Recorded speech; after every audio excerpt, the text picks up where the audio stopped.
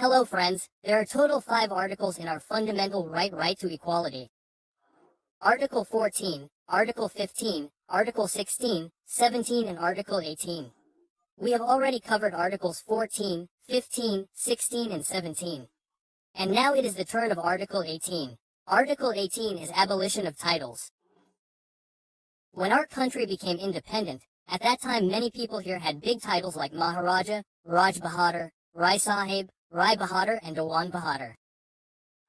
Where did they get these titles from? They got these titles from the British government. Now the special thing about these titles was that these titles were hereditary titles in themselves. That is, the son of Rai Bahadur will become Rai Bahadur. The son of Raj Bahadur will become Raj Bahadur and the son of Dewan Bahadur will also become Dewan Bahadur when he grows up. The son of Rai Sahib will become Rai Sahib when he grows up. And similarly, the son of a Maharaja was Maharaja, but the common people did not have any such titles. So in this way, inequality was created in our society due to titles. Our constitution makers believed that if these titles were continued, it would be a violation of the right to equality of the common people. That is why all the hereditary titles of nobility in Article 18 were abolished. That is, all the titles that were in existence earlier were abolished. So in this way, there is no Maharaja, no Rai Bahadur and no Raj Bahadur in independent India. That is, it can be said that the abolition of titles has provided equality to all citizens. Well, it has happened that all the titles given by the British government have been abolished. But in the coming times, it may happen that some foreign country starts giving titles to the citizens of our country. If this happens, then inequality will come again. That is why it was also said in Article 18 that even if a foreign state gives a title to Indian citizens cannot accept any such title. So far we have seen that all the old titles of nobility in Article 18 have been banned. If we get any title from any foreign country, we cannot accept it. And it was also said that the Indian state will not give any kind of title, neither to citizens nor to foreigners. And along with titles, one more thing was added here, and that is that if you hold an office of profit in the government of India, then you can neither accept a title, nor any present, nor any salary, nor any prize money, nor any position from any foreign state, until the President of India approves. And this provision basically applies to citizens as well as foreigners who hold any office of profit in the government of India.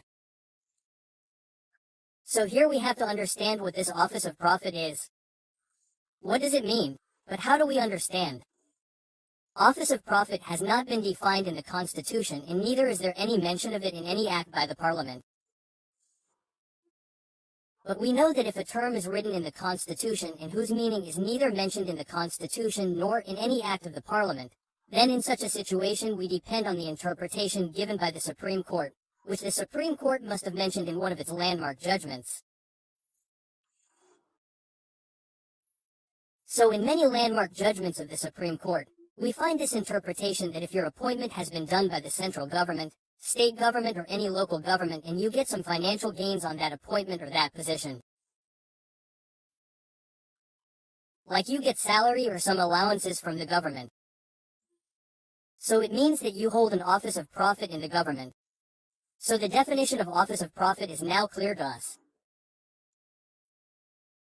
Now with this we can say that Article 18 basically foreign citizens or Indian citizens who hold any office of profit in the Indian government cannot accept any title without the approval of the Indian President, even if his own country is giving him a title. So these are the provisions of Article 18, but there are some exceptions in Article 18.